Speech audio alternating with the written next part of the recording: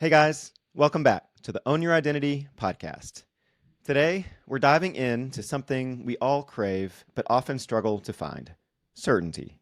Certainty is not about having all the answers, it's about anchoring yourself in what's true, even when life feels like a storm. Today, we'll explore it together. My name is Jason Mellard. I am a certified high performance coach and the founder of Own Your Identity. I'm committed to empowering men to live beyond their unwanted same sex attractions and into their purpose through the power of Christ and for the glory of God. Let me take you back to a moment in my life where I felt completely lost. I wanted desperately for something solid to hold on to. My older sister and I were in a motel pool. I was about 7. We had paused for the night in the middle of a family road trip that was not going well, and it was dark, except for the glow of the pool lights. The night was quiet, except for the angry voice of my dad threatening divorce to my mom as they sat in the deck chairs. I hung on to the edge of the pool with my chin just out of the water and the top of my head just below the rim of the pool. My body stayed afloat as my heart sunk. As I listened to what was surely the end of our family as I knew it, I stared at the plastic flap of the overflow scupper in front of me. I let myself be mesmerized by it while my mind and heart got lost in the darkness of the night. I knew that after it was pushed in by the water, it would be pushed out again on repeat, and I was certain of it. Maybe that seems funny. It was this little scene in my mind that I remember so clearly, that rectangular hole in the side of the pool. And I was just staring at it, listening to this craziness of my parents and wondering what life was going to be like. And I wanted something I could be certain about. In that moment, it was just that little flap moving in and out. Certainty is what I wanted. I craved it so much. As I grew, I was on the lookout for how I could experience it. Did I have value? I was certain if I smiled at the older ladies at church, they would say I was a good boy. Could I be accepted? Did people want to be around me? I was certain if I was attractive enough, they would. I always had my hair done just right, had the best clothes. That would make up for my lack of personality. Would I always feel alone in life? I was certain that being intimate with a guy would put that question to bed. So maybe you've been there too. Maybe you grew up in a home where certainty just wasn't a thing. Perhaps your dad was absent or your mom was unpredictable. Maybe school was not a safe place and home wasn't either.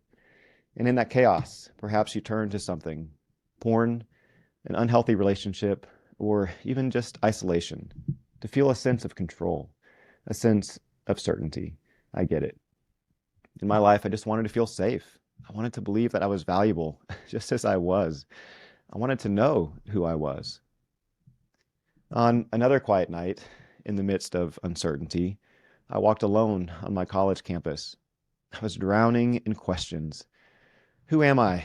What's wrong with me? Why can't I figure life out? What am I supposed to do with these attractions? With the depression and anxiety that handicapped me? It was like I was trapped in this endless loop of wondering and waiting. Wondering and waiting. Waiting for someone to tell me I was enough. Waiting for life to get easier. Waiting for the answers to magically appear. But they didn't. And the more I wondered and waited, the more lost I felt. But God, who alone could provide the certainty I craved, was distant, disinterested, and disappointed. I was on my own, so I kept striving. But what I've learned is certainty is not something to strive for. It's something to welcome, to be open to receive, and to allow God to provide. It's something we all crave. It is good and powerful. But it takes a decision to believe that God works all things for good, a decision to trust what he says about you, about himself, and about your future. Certainty is not about having all the answers or being confident all the time. It's about anchoring ourselves in the truth, even when the storm is raging. I want to experience the certainty that Christ alone can provide, and that is a worthwhile endeavor. And I want you to experience this certainty as well. It's necessary. It's powerful. So let's talk about what certainty is and what it's not. It's not about knowing every step of the way. It's not about being fearless or having it all figured out. Certainty is about clarity. It's about letting God tell you who you are and owning it. It's about gaining clarity on what you stand for and what you're moving toward, even when the path ahead is foggy. Certainty is a lighthouse that keeps you steady when the waves are crashing. Ask God for it. Pray, Lord, welcome the certainty that only you can provide. I believe. Help my unbelief. For believers in Christ, this kind of certainty is rooted in a relationship with God who created all things and holds all things together. He doesn't promise us certainty in every circumstance, but he does promise us certainty in his love, his goodness, and his plans for us. And when we anchor ourselves in that, we can face the chaos of life with a confidence that isn't shaken by what's happening around us. And the beautiful thing is, certainty can coexist with vulnerability, fear, and confusion. You can be scared and still be certain. You can feel unsure and still trust that the best is yet to come. It's not about eliminating doubt. It's choosing faith in the midst of it. When you know that God is for you, that he's working all things together for your good, that he's already gone ahead of you, how can you not feel a sense of certainty? And it doesn't mean life is easy, but it means that you're never going to face it alone. And that kind of certainty, it's unshakable. Gosh, I've wanted that all my life, and only God provides it. I'm so grateful for it. Now, let's talk about why this matters. Why is certainty so powerful? First, certainty keeps us going when we feel lost. It whispers, keep moving, you're going to make it. It's the fuel that keeps us pressing forward, even in the thick of fog of doubt and confusion. Second, certainty attracts people to us. There's something magnetic about a person who knows who they are and what they stand for. I've said it before, that's the thing I was most attracted to in other guys, that confident sense of purpose, somebody who knew who they were. People are drawn to that kind of groundedness, and it builds trust. It inspires others to believe in themselves too. Think about the people you admire most. Aren't they the ones that exude a quiet confidence, a sense of purpose? As someone who is certain, men will want you to lead, and women will want to lean on you.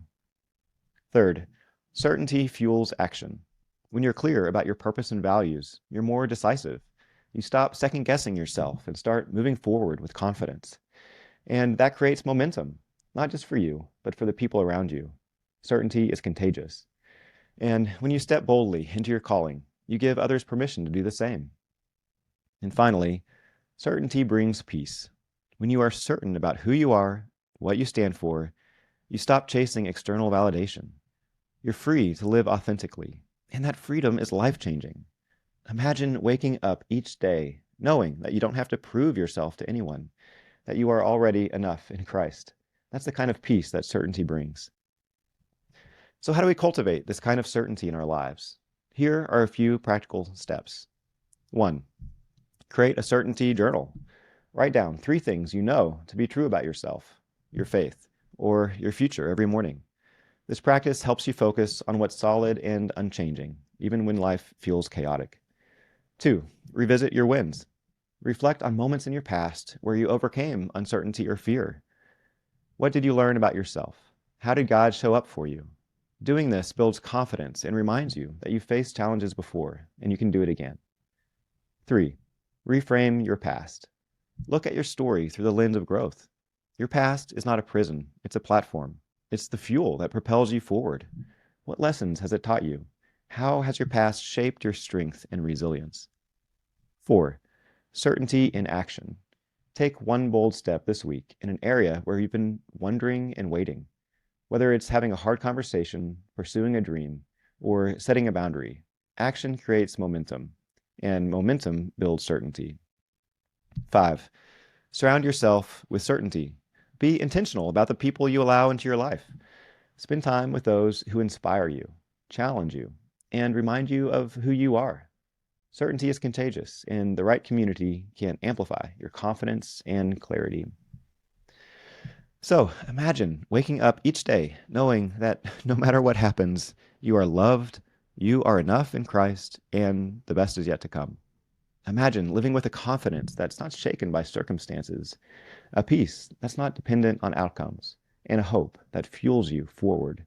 That's the power of certainty, and it's available to you right now. So here's my challenge to you. Stop fighting for certainty and start welcoming it. Open your heart to what God says about you and your future. Choose to believe that you are loved, you have great worth and value, and your story is far from over. Because when you do, you'll find that the safety, the value, the identity you've been searching for, it's already yours. And please believe this. You are not defined by your confusion or the chaos of life. You are defined by the one who calls you his. Be certain of it. You've got this, and God's got you. I'll talk with you soon.